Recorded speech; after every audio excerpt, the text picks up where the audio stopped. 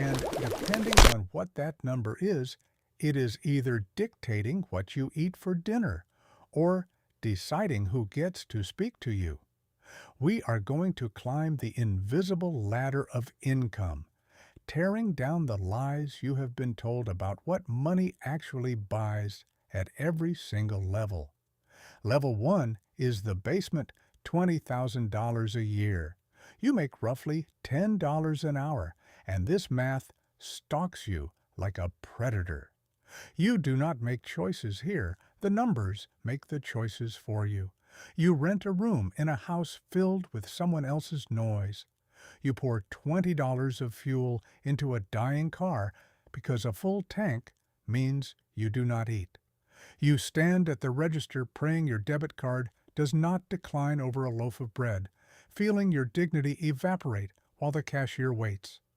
You are trapped in an endless loop of working just to afford to wake up and work again tomorrow. At this level, you do not manage your money brutally manages you.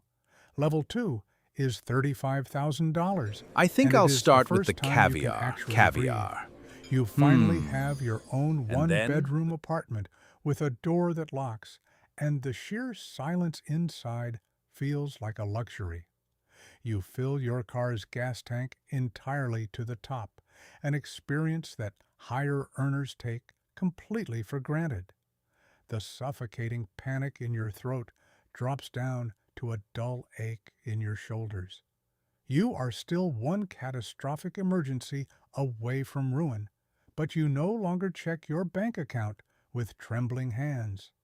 This is the very first time you stop merely surviving and start daring to look toward the future. Level 3 hits at $50,000. Welcome to the great American middle, where you are doing everything society told you to do, and yet it feels completely hollow. You have a reliable car and a full refrigerator. You can actually go out to dinner without mentally calculating the tax and tip beforehand. But one night, you project this salary over the next 30 years, and a cold wave of disappointment washes over you. You realize you are comfortable, but trapped. You look back at the bottom and feel deeply grateful, but you look up at higher earners and feel a gnawing hunger. 50,000 is a mirror showing you exactly what you have achieved and exactly what you are missing. Level 4 is $75,000, and something fundamental shifts in your psychology. Money is no longer the very first thought you have when you wake up. You buy groceries without tracking the running total in your head. You have a spare bedroom you use as an office. You are making choices based on what you actually want, not just what you are forced to settle for. But this is also where the social fractures begin. You realize you cannot talk about your new lifestyle with old friends who are still renting single rooms because the altitude of your life is changing. The noise fades, and in the quiet, you start to hear your own ambitions. Level 5 is the legendary $100,000. It is the six-figure milestone everyone chases, but crossing it feels entirely anticlimactic. After the government violently takes its share, you are left with closer to $72,000. In major cities, this is just survival mode, wearing a nicer suit. Suddenly, everyone has an opinion on your wealth. Your family thinks you are a millionaire, your peers think you are average, and your wealthy neighbors think you are broke. You discover the most painful truth of the middle class, which is that the chase itself was the only thing keeping you motivated. Reaching the goal line leaves you empty, wondering what is supposed to drive you now. Level 6 is $150,000, and the gap between you and the rest of the world becomes incredibly wide.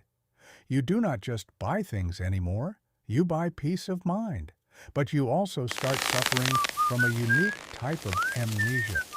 You literally forget what financial panic feels like. When a friend tentatively asks to borrow a small amount of money, you hand it over effortlessly, stunned by how much emotional weight the transaction holds for them.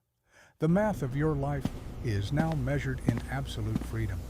You ask yourself if you can walk away from toxic situations, and for the first time, the answer is yes. Level 7 is $250,000. You have entered a new dimension with a completely foreign language.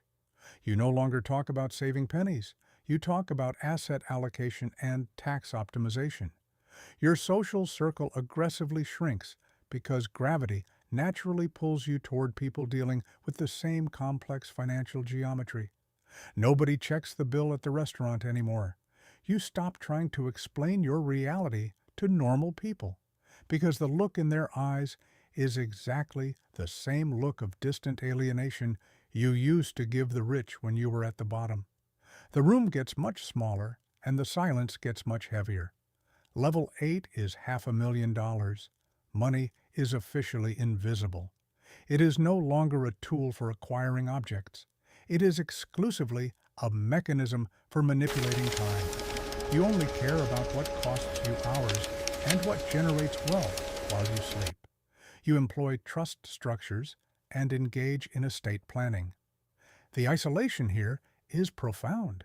If you could travel back in time to meet the version of yourself eating cheap noodles in a parking lot, that younger person would deeply resent you. $500,000 does not buy endless joy. It buys an unbridgeable distance from human struggle. Level 9 is $1 million a year. You do not speak this number aloud. You are invited into rooms solely because your capital and your judgment are heavy enough to alter reality. The poverty you once experienced feels like a distant movie you watched in another lifetime. At this ultimate peak, money stops measuring your personal worth and starts measuring your absolute reach. But never forget, while you sit here, someone else is in a dark parking lot eating a $5 meal, obsessively refreshing a banking app. They think the game is about accumulating the biggest number. They do not realize the number is just a corrosive acid that slowly dissolves the bridge between who you are and who you will eventually become.